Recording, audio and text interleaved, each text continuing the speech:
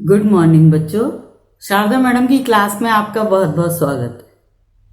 बच्चों, मैंने 10th, 11th, 12th तीनों क्लासेस के वीडियोस डाले हैं। भूगोल विषय के, 11वीं 12वीं के भूगोल विषय के और 10वीं का अर्थशास्त्र का। रेस्पॉन्स अच्छा मिला है आप लोगों का और मुझे ये भी उम्मीद है आप लोगों को मेरी वीडियो अच्छी लग रही हैं, समझ में आ रही हैं। बच्चों, मैं एक सलाह देना चाहूँगी। मेरे वीडियोस एक बार देखने के बाद आप अपनी बुक को खोलें और बुक को खोल करके उस चैप्टर को पढ़ें। और मैंने अपनी वीडियोस में उस चैप्टर से संबंधित सारे इम्पोर्टेंट क्वेश्चंस डाले हैं, इम्पोर्टेंट पॉइंट्स डाले हैं, जो कि आपके बोर्ड के हिसाब से बहुत महत्वपूर्ण है। आप वीडियो को बार बार रिपीट करके देखें, पॉइंट्स लिखें। आपकी तैयारी बोर्ड की इन वीडियो से हो जाएगी। कुछ बुक में पॉइंट्स मिल जाएंगे आपको। इस तरीके से आपको एक्स्ट्रा नोट्स की आवश्यकता नहीं है। बच्चों, मेरे चैनल को सब्सक्राइब कर लें पहले और मेरी वीडियोस को शेयर भी करें। अपने जो और भी साथी हैं आपके, अन्य स्कूल में पढ़ रहे हों, इधर उधर पढ़ रहे हों, उनको शेयर करें और लाइक करें और कमेंट भी करें। अगर आपको कोई चीज़ समझ में नहीं आ रही उसके ऊपर कमेंट भी करें।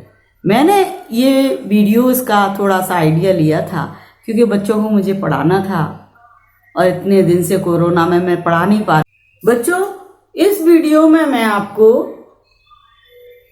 क्लास 12th का भूगोल विषय का, मानव भूगोल विषय का तीसरा अध्याय पढ़ाने के लिए जा रही हूँ। इसकी 2 वीडियोस बच्चों मैंने विश्व की जनसंख्या वितरण और विश्व की जनसंख्या का घनत्व मैंने अपलोड कर दिए और आशा करती हूँ आपके समझ में आएंगी। ये थोड़े से टिपिकल टॉपिक्स रहते हैं जो समझने में थोड़ी दिक्कत आती है, लेकिन मैंने इजी और सरल वे में उनको समझाने का प्रयास किया। ठीक है, अब मैं आपको पढ़ाने के लिए आ रही हूँ जनसंख्या वृद्धि। पाठ का नाम है जनसंख्या, विश्व की जनसंख्या वितरण, घनत्व एवं वृद्धि। वितरण का मैंने अलग बता दिया और घनत्व का मैंने अलग बता दिया। अब मैं आपको बताने के लिए क्या जा रही हूँ, विश्व की जनसंख्या वृद्धि। आप उन और एक और है जननांकीय संक्रमण सिद्धांत। ठीक है, तो ये दोनों ही इसमें मैंने वीडियोस में डाले हैं, आप ध्यान से पढ़ें। ठीक है, हम अपने टॉपिक की तरफ आते हैं। जनसंख्या वृद्धि। जनसंख्या वृद्धि किसी भौगोलिक क्षेत्र की, जनसंख्या वृद्धि का मतलब क्या है, किसी भौगोलिक क्षेत्र की जनसंख्या के आकार में एक निश्चित समय में होने वाले परिवर्तन को जनसंख्या वृद्धि कहते हैं। को किसी भौगोलिक क्षेत्र यानी किसी स्थान का जनसंख्या के आकार में एक निश्चित समय में, 10 साल में, 5 साल में, 2 साल में, 1 साल में, जो एक निश्चित समय में होने वाले परिवर्तन को हम क्या कहते हैं, जनसंख्या वृद्धि कहते हैं। जनसंख्या वृद्धि को कुल जनसंख्या और जनसंख्या प्रतिशत वृद्धि दोनों ही द्वारा व्यक्त किया जाता है। कुल जनसंख्या के रूप में हम जनसंख्या वृद्धि को व्यक्त कर सकते हैं और जनसंख्या प्रतिशत वृद्धि के रूप में भी हम शो कर सकते हैं। सूत्र है जनसंख्या वृद्धि या निरपेक्ष वृद्धि ज्ञात करने का सूत्र क्या है, निरपेक्ष जनसंख्या वृद्धि।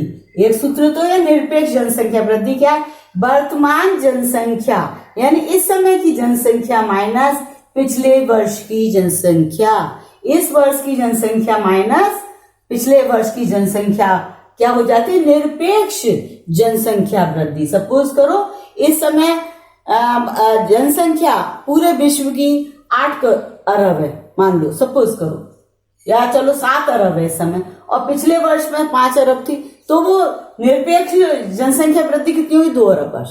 मैंने उदाहरण दिया, ऐसा हुआ नहीं है। ठीक है, और जनसंख्या वृद्धि दर बराबर निरपेक्ष जनसंख्या वृद्धि। निरपेक्ष जनसंख्या वृद्धि जो निकाली है वो बटा वर्तमान वर्ष की कुल जनसंख्या गुणा 100।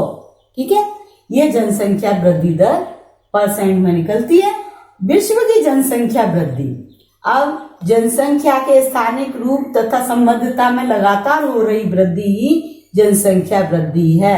यानी जनसंख्या के स्थानिक रूप तथा संबद्धता में लगातार हो रही वृद्धि ही जनसंख्या वृद्धि है, जो निम्नानुसार है। नंबर 1, प्राग ऐतिहासिक काल में जनसंख्या वृद्धि दर।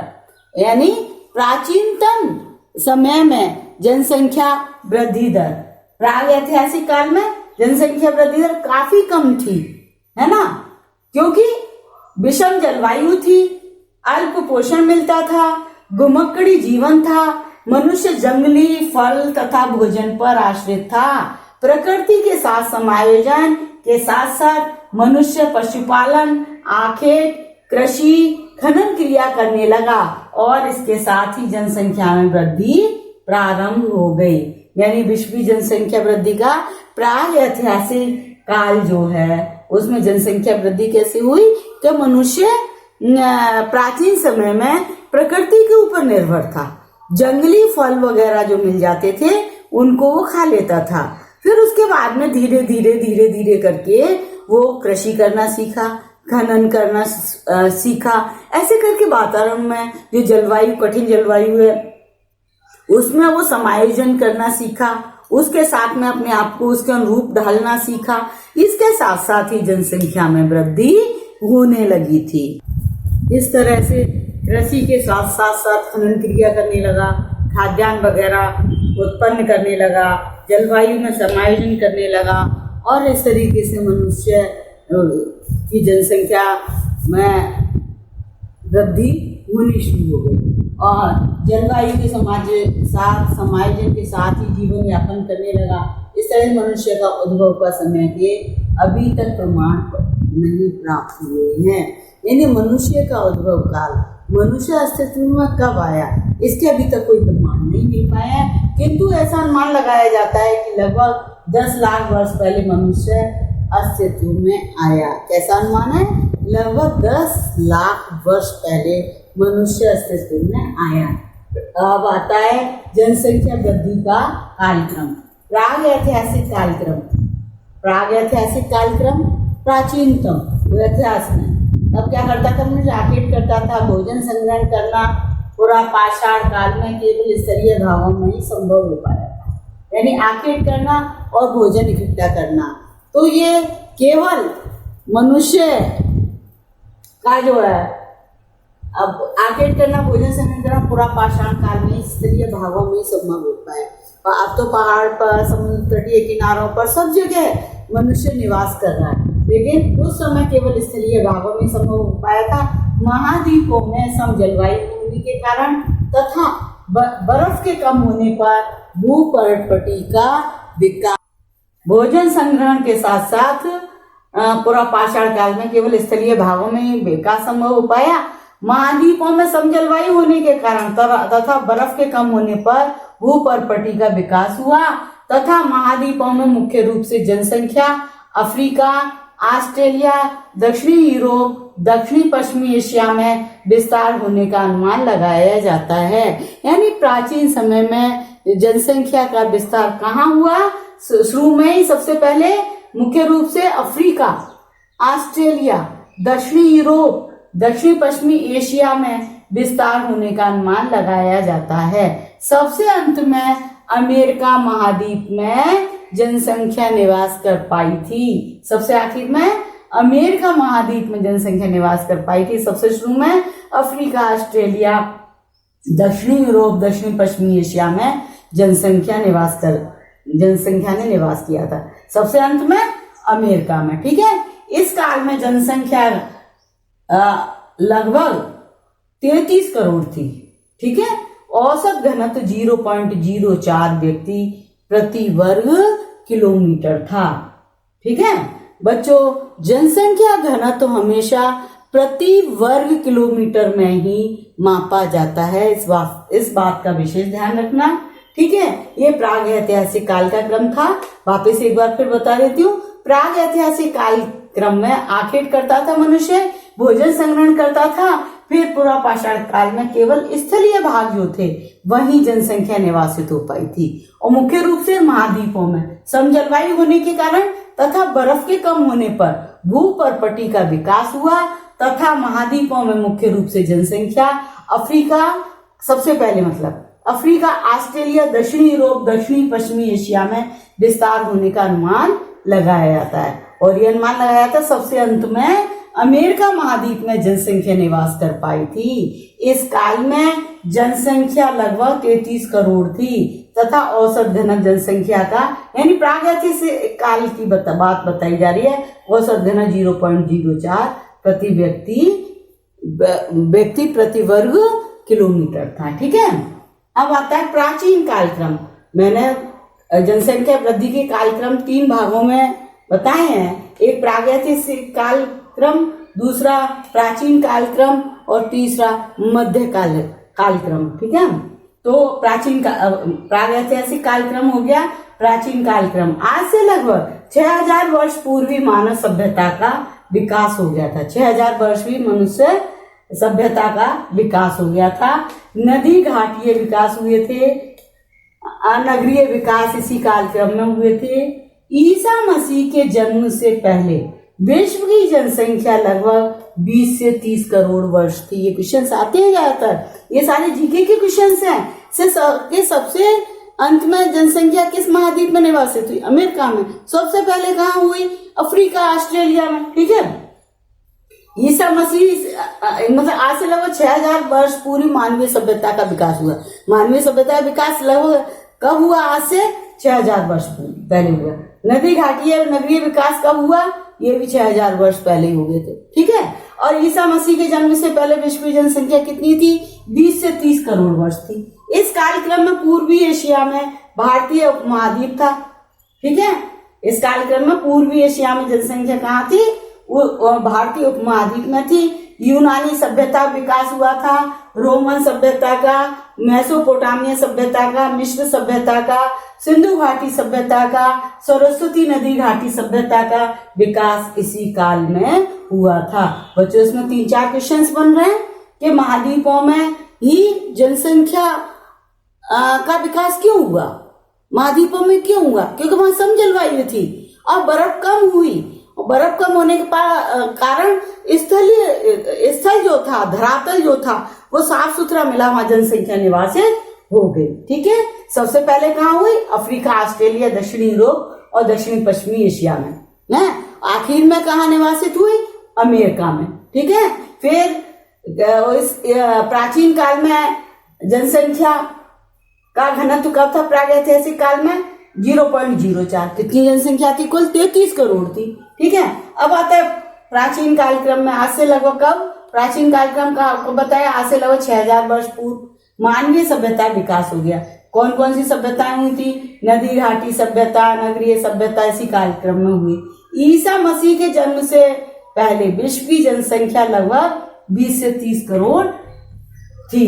इस कालक्रम में कहाँ विकास हुआ था जनसंख्या का? पूर्वी एशिया में भारतीय उपमहाद्वीप, यूनानी सभ्यता, रोमन सभ्यता, मेसोपोटामिया सभ्यता, मिस्र सभ्यता, सिंधु नदी घाटी सभ्यता, सरस्वती नदी घाटी सभ्यता का विकास इसी कालक्रम में हुआ था। प्राग ऐतिहासिक काल और प्राचीन काल के बाद में अब आता है मध्य कालक्रम। मध्य कालक्रम यह काल 700 ईस्वी से लेकर 1650 ईस्वी तक का है।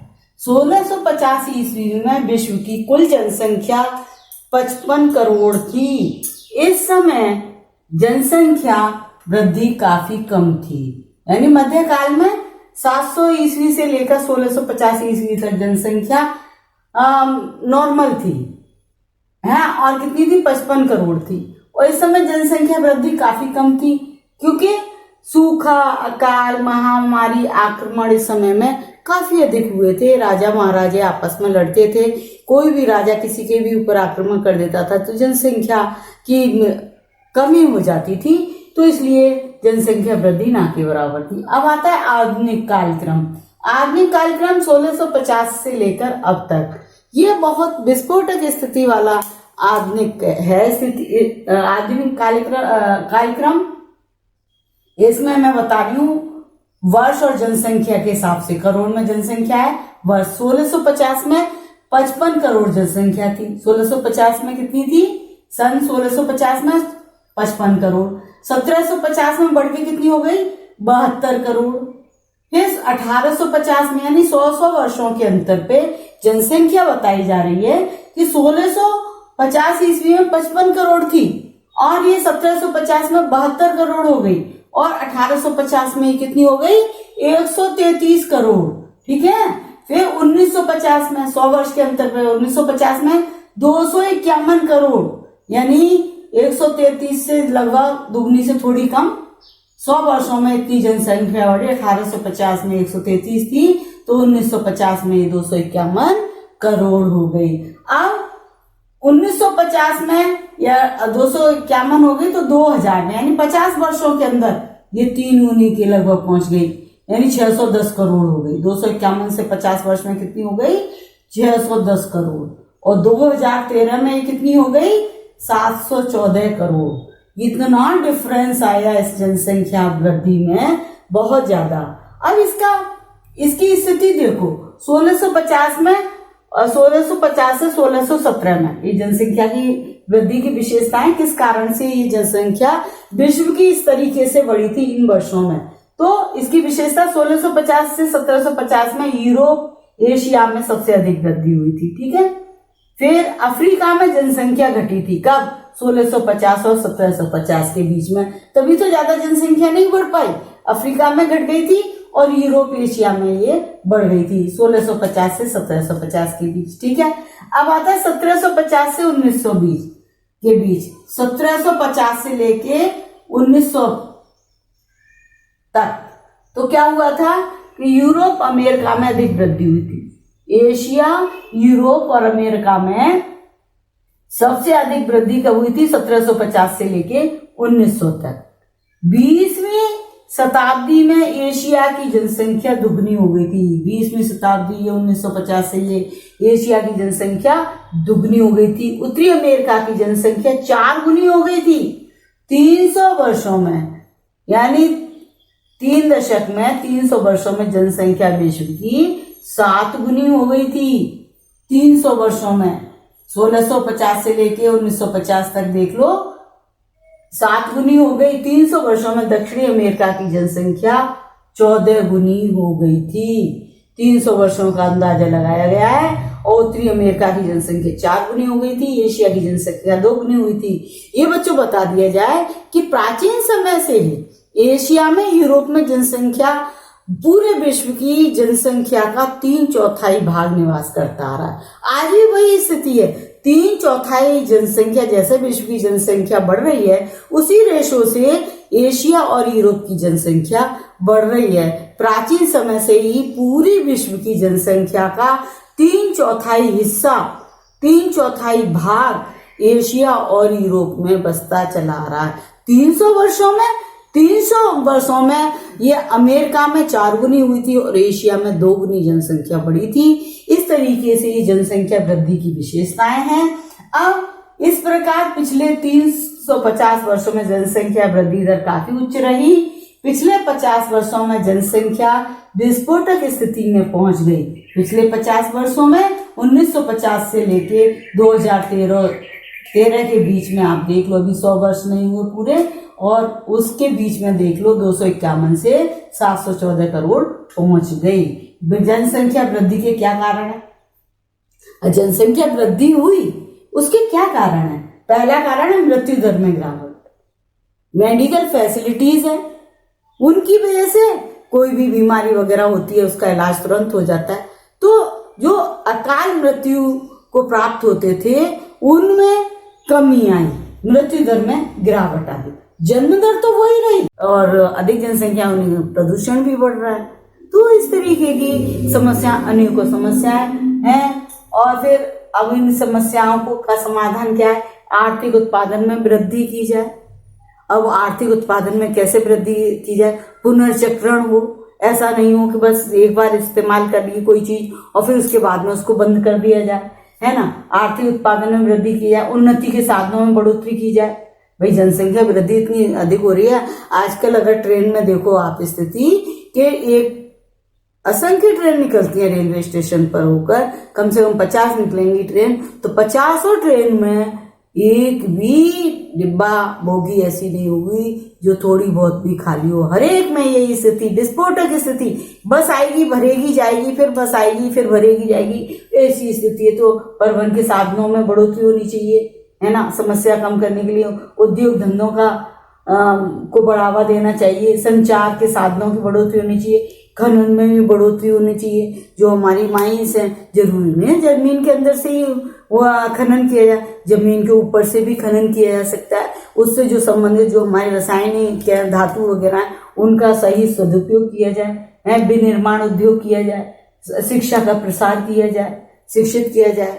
तो शिक्षित होंगे तो वो अपने आप ही जनसंख्या की जन्म मृत्यु दर घटनी शुरू हो जाएगी। विज्ञान तकनीक प्रशिक्षण दिए हैं, वैज्ञानिक तकनीकी प्रशिक्षण दिए जाने चाहिए हर क्षेत्र में। जैसे किसान है, खेती करता है, पुराने तकनीक से ही करे जा रहा है, अब नई नई तकनीक आ गई, उनके हिसाब से उनको प्रशिक्षण की भी आवश्यकता है। कौन सी मिट्टी में कौन सी फसल बोई जाएगी, क्या क्या किया जाएगा, इसका कम से कम प्रशिक्षण तो मिले। सागरीय संसाधनों का प्रयोग, जो हमारे समुद्र हैं, महासागर है, नदी है बड़ी बड़ी, उनके अंदर जो संसाधन है उनका प्रयोग किया जाए। कृषि का नवीनीकरण किया जाए, है ना। परिवार नियोजन किया जाए और परिवार नियोजन पर जोर दिया जाए। विवाह की उम्र में वृद्धि की जाए। अल्प बसे हुए क्षेत्रों में जनसंख्या का प्रवास किया जाए। वहां जहाँ कम जनसंख्या है वहां अधिक जनसंख्या से कम जनसंख्या की तरफ, जनसंख्या के क्षेत्र पर कम बसे भूभागों पर जनसंख्या को वहां भेजा जाए। ये समाधान है, अनेकों समस्याएं, अनेकों समाधान है। अब मैं आपको बताना चाह रही हूँ जो बहुत महत्वपूर्ण है, बोर्ड की दृष्टि से बहुत महत्वपूर्ण है, और ये नया सिद्धांत है। और नया क्या है, तो पुराना ही, लेकिन उसका थोड़ा सा स्वरूप चेंज कर दिया है। तो आप उसको समझें, इसका अर्थ पूछा जा सकता है, इसकी अवस्थाएं पूछी जा सकती है। ठीक है, अर्थ क्या है, सिद्धांत कौन सा है, जनांक की है संक्रमण सिद्धांत, जनांक की है संक्रमण सिद्धांत, या जनसंख्या परिवर्तन का सिद्धांत, जनसंख्या परिवर्तन का सिद्धांत, या जनसंख्या वृद्धि अवस्थाओं का सिद्धांत। ठीक है, ये सिद्धांत हैं। कोई सा भी सिद्धांत के नाम से आ जाए, अर्थ यही निकालेंगे। अर्थ है इसका जनांकीय संक्रमण सिद्धांत का क्या अर्थ है, किसी भी समाज का समूह, कोई भी समाज है उसका समूह, जब वह खेतीहर या ग्रामीण होता है, कोई भी समाज खेतीहर हो या ग्रामीण गांव में रहने वाला हो, तब इस समूह की जन्म दर तथा मृत्यु दर दोनों ही अधिक होती है। ठीक है, जब वो समाज कम पढ़ा लिखा है, ग्रामीण है, खेती करने वाला है, आगे उसको विकास की कोई बात नहीं पता, तो क्या होता है, उसकी जन्म दर तथा मृत्यु दर दोनों ही अधिक होती है। किंतु वही समाज पढ़ लिख कर शिक्षित हो जाता है, तब वह व्यवसाय के लिए नगरों की ओर अग्रसर हो जाता है। यानी कि वही समाज जो खेती था, तो जन्म दर मृत्यु दर दोनों अधिक थे, किंतु वही समाज पढ़ लिख कर शिक्षित हो गया, अपने व्यवसाय के लिए, रोजगार के लिए नगरों की अग्रसर हो गया, तो वही समाज के लोग आधुनिकता को अपनाने लगते हैं और उनका जीवन स्तर भी बढ़ने लग जाता है, और तब कहीं जाकर उस समाज की जन्म दर और मृत्यु दर दोनों में गिरावट आने लग जाती है। यही जननांकीय संक्रमण का सिद्धांत है।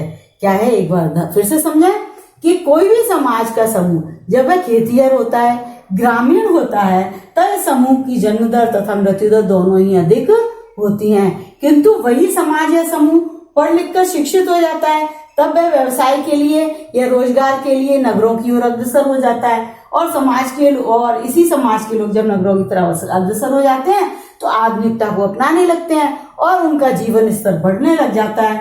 तब कहीं जाकर उस समाज की जन्म दर और मृत्यु दर दोनों में गिरावट आने लग जाती है। यही जननांकीय संक्रमण का सिद्धांत है। संयुक्त राष्ट्र संघ ने अपनी जनसंख्या रिपोर्ट्स में जनसंख्या वृद्धि की 5 अवस्थाओं का वर्णन किया है। किसने?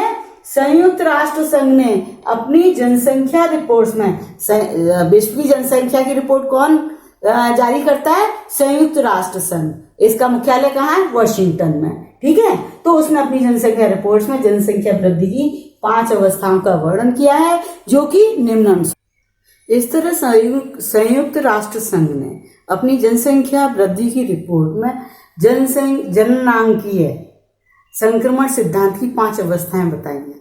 रिपोर्ट में उन्होंने क्लियर किया। तो उसमें कौन कौन सी है? नंबर 1 प्रथम अवस्था कौन सी है? उच्च जन्म दर तथा उच्च मृत्यु दर होती है। ये प्रथम अवस्था में क्या होता है? उच्च जन्म दर होती है, उच्च मृत्यु दर होती है। इस अवस्था के अधिकतर लोग कृषि पर आश्रित होते हैं, है ना? कृषि पर आश्रित होते हैं, ग्रामीण होते हैं इस अवस्था के ज्यादातर लोग। तो इनके यहाँ उच्च जन्म दर, उच्च मृत्यु दर होती है। जैसे अफ्रीका के अभी कौन से देश हैं उनके नाम आ रहे हैं। अफ्रीका के सूडान, कांगो बेसिन, घाना, अंगोला, रोडेशिया, नाइजीरिया, ग्वाटेमाला आदि। यहाँ उच्च जन्म दर, उच्च मृत्यु दर के कारण जनसंख्या वृद्धि बहुत कम है। अधिक तो जन्म होता है, अधिक मृत्यु हो जाती है, तो जनसंख्या वृद्धि हो ही नहीं पाती, जनसंख्या बढ़ नहीं पाती। कारण कृषि में रहने वाले लोग हैं, कृषि पर आश्रित लोग हैं, कृषि से ही उनका जीवन यापन है। तो उन्हें आधुनिक चीजें, मेडिकल फैसिलिटीज वगैरह मिल नहीं पाती हैं, शिक्षा का प्रसार नहीं हो पाया, ऐसी बहुत सारी चीजें उनको नहीं मिल पाई हैं। तो वो अपने प्राचीनतम उसी अवस्था में, तो वहाँ उच्च जन्म दर है, उच्च मृत्यु दर है। ठीक है, वो कहाँ है? अफ्रीका में। अफ्रीका के जो देश हैं, सूडान है, कांगो बेसिन है, घाना, अंगोला, रोडेशिया, नाइजीरिया, ग्वाटेमाला, ये यहाँ उच्च जन्म दर, उच्च मृत्यु दर है। द्वितीय अवस्था कौन सी है? उच्च जन्म दर तथा मृत्यु दर कम। उच्च जन्म दर, कम मृत्यु दर। स्वास्थ्य सुविधाओं के कारण कम मृत्यु दर है, यानी घटती हुई मृत्यु दर है। मृत्यु दर कम होती है, स्वास्थ्य सुविधाएं मिलने लगी दूसरी अवस्था में। जन्म दर तो वैसे अभी भी उच्च है, लेकिन मृत्यु दर कम हो गई, स्वास्थ्य सुविधाएं मिली। तो इसमें अफ्रीकाई महाद्वीप के अधिकतर देश जो सन 2000 तक प्रथम अवस्था में थे, अब द्वितीय अवस्था में आ गए। कौन से देश? यही सूडान, कांगो बेसिन, घाना, अंगोला, रोडेशिया, नाइजीरिया, ग्वाटेमाला, ये प्रथम अवस्था में थे, कृषि पर आश्रित थे, उच्च जन्म दर, उच्च मृत्यु दर थी। लेकिन जैसे जैसे मेडिकल फैसिलिटीज इनको ही मिलनी प्रारंभ हो गई, तो ये द्वितीय अवस्था में आ गए, यानी मृत्यु दर कम होने लग गई। ठीक है, अब आई तृतीय अवस्था। तृतीय अवस्था, इसमें उच्च जन्म दर इसमें भी उच्च है। और देखो, अब द्वितीय अवस्था में उच्च जन्म दर, मृत्यु दर थोड़ी कम होने लगी, तो जनसंख्या वृद्धि होने लगी, जनसंख्या वृद्धि की दर बढ़ने लगी। अब इसमें तृतीय में उच्च जन्म दर, मृत्यु दर मध्यम, इसलिए तीव्र जनसंख्या वृद्धि हुई, मृत्यु दर बीच की होने लगी, घट गई काफी मृत्यु दर, जन्म दर हो ही रही। तो फिर क्या हुआ? जनसंख्या वृद्धि बढ़ी, तीव्र जनसंख्या वृद्धि हुई। उसमें कौन कौन सा? उत्तरी भारत के सभी राज्य, पंजाब है, हरियाणा, उत्तर प्रदेश, पश्चिम बंगाल, बिहार, ये उत्तरी भारत के सभी राज्य, पाकिस्तान, अफगानिस्तान, नेपाल आदि किसमें आ गए? तृतीय अवस्था में। उच्च जन्म दर है, मृत्यु दर बीच की हो गई, कम हो गई। ठीक है, अब चतुर्थ अवस्था, इसमें मध्यम जन्म दर यानी बिचली जन्म दर, यानी जन्म दर में कमी आई, और निम्न मृत्यु दर, यानी मृत्यु दर तो बहुत कम हो गई और जन्म दर मध्यम हो गई, कम हो गई। यहाँ उच्च आई दोनों में, प्रथम में उच्च, द्वितीय में उच्च, तृतीय में ये मध्यम हो गई जन्म दर, और मृत्यु दर निम्न हो गई। जिसमें न्यूजीलैंड है, ऑस्ट्रेलिया, चिली, अर्जेंटीना, संयुक्त राज्य अमेरिका, मलेशिया, थाईलैंड, चीन आदि। तो इसमें क्या हुआ? इसमें जनसंख्या वृद्धि दर भी कम हुई। अब आती है पंचम अवस्था। पांचवी अवस्था में इसमें निम्न जन्म दर और निम्न मृत्यु दर हुई। इस अवस्था में जनसंख्या के घटने की संभावना रहती है। इसमें आते हैं पश्चिमी यूरोप के सभी देश, सबसे ज्यादा विकसित हैं। इनका सूचकांक जो है, मानव सूचकांक सबसे अधिक है यूरोप के पश्चिमी यूरोप के सभी देशों का सूचकांक नंबर 1, नंबर 2, नंबर 3 पर चल रहा है। ठीक है, और जापान, रूस आदि है। और 1990 में रूस की जनसंख्या 1480 लाख थी, और अब 2007 में घटकर 1420 लाख रह गई, और सन 2021 में ये 1380 लाख रहने की संभावना है। इस तरीके से बच्चों, ये रहा हमारा जनांकीय संक्रमण सिद्धांत की अवस्थाएं, यानी कि शिक्षा का प्रसार, टेक्निकल विकास, विज्ञान का, प्रौद्योगिकी का विकास, और इनसे जन्म दर और मृत्यु दर में काफी फर्क पड़ता है और इसीलिए ये जननांकीय संक्रमण सिद्धांत की अवस्थाएं बताई गई हैं। बच्चों ये बहुत महत्वपूर्ण है, इसकी अवस्थाओं में पूछ लिया जाएगा कि जननांकीय संक्रमण सिद्धांत की प्रथम अवस्था में कौन कौन से देश हैं, अफ्रीका की द्वितीय अवस्था में कौन कौन से देश हैं, वो भी अफ्रीका के वही हैं, तृतीय अवस्था में यानी भारत कौन सी अवस्था में, तृतीय अवस्था में है ना, पाकिस्तान, बांग्लादेश, ये किस में आ रहे हैं, तृतीय अवस्था में आ रहे हैं, चतुर्थ में कौन आए, न्यूजीलैंड, ऑस्ट्रेलिया वगैरह आए, और पंचम में रूस है, पश्चिमी यूरोप है, और इनके नंबर आए। तो इस तरीके से बच्चों ये चैप्टर आपका खत्म होता है, मैं यहीं फिनिश करती हूँ। और ये मेरी वीडियोस अगर आपको समझ में आ रही हो तो मेरे चैनल को सब्सक्राइब करें, शेयर करें, लाइक करें, कमेंट करें और मेरे से क्वेश्चंस पूछें, जैसा भी हो, जो भी पूछना हो। थैंक यू, धन्यवाद। है ना, जब हम जननांकीय संक्रमण सिद्धांत पढ़ाऊंगी मैं, उसमें आपको एकदम क्लियर हो जाएगा कि क्या कारण था ये 350 वर्षों में जनसंख्या वृद्धि दर इतनी अधिक उच्च रही थी। उसका मृत्यु दर में गिरावट आई, ठीक है। अब आया खाद्य पदार्थों की निश्चित आपूर्ति होने लगी। पहले अकाल सूखा वगैरह पड़ जाता था, जो मिल जाता था वही व्यक्ति खा लेता था, और भूख के मारे, अकाल के मारे, पानी की कमी के मारे, सूखे के कारण तो मृत्यु अधिक हो जाती थी। लेकिन अब खाद्य पदार्थों की निश्चित आपूर्ति होने लगी। फिर आया तीसरा औद्योगिक विकास, उद्योग धंधों का विकास होने लगा। जो जनसंख्या कृषि पर आधारित थी, वनों जंगली फल फ्रूट पर आश्रित थी और कृषि पर आश्रित थी, वो सीधी कहाँ चली गई, खनन पे जो आश्रित थी वो कहाँ चली गई, औद्योगिक विकास हो गया, उद्योग धंधों में वो लग गई, उनको भरपेट खाना मिलने लगा, सारी फैसिलिटीज प्राप्त होने लगी और शिक्षा की पूर्ति होने लगी, शिक्षित भी होने लगे। औद्योगिक विकास के कारण भी जनसंख्या वृद्धि हुई। वैज्ञानिक तथा प्राविधिक प्रगति हुई, तरह तरह की नई नई खोजें होने लगी, नई नई टेक्निक का विकास हुआ, नए नए प्राविधिक क्रियाएं होने लगी, नई नई मशीनों का विकास हुआ।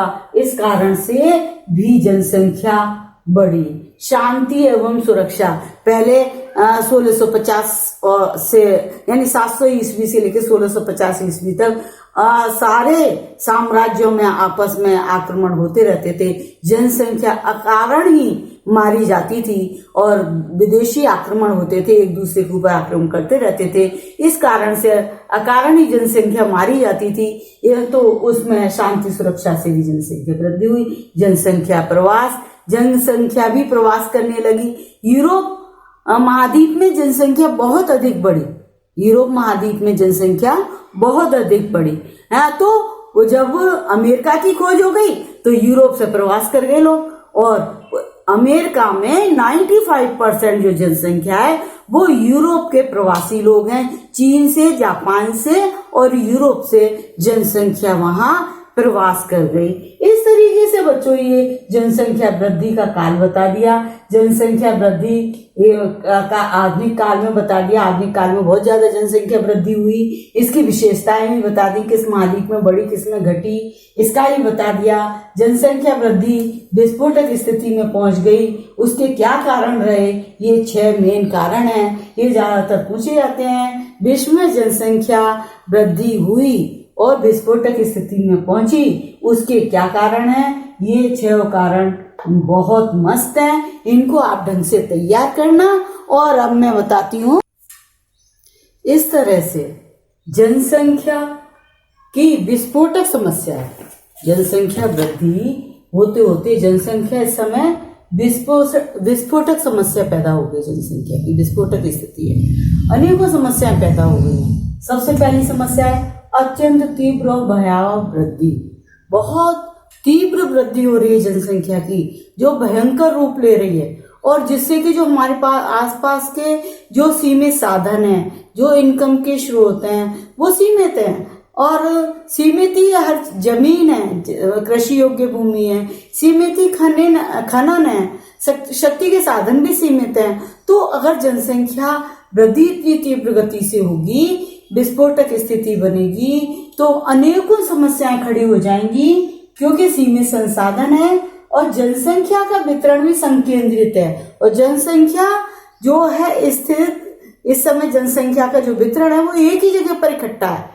नदियों के किनारों पर, समुद्र तटीय मैदानों पर, महाद्वीप के किनारे किनारे पर बहुत अधिक बसी है। महाद्वीप के बीच में जैसे जैसे जाएंगे हम, वैसे वैसे जनसंख्या कम होती जाएगी।